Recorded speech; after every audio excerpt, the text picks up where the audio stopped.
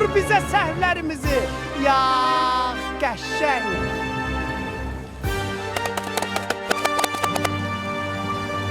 Bakıda may ayında yağış yağır, ey yağış.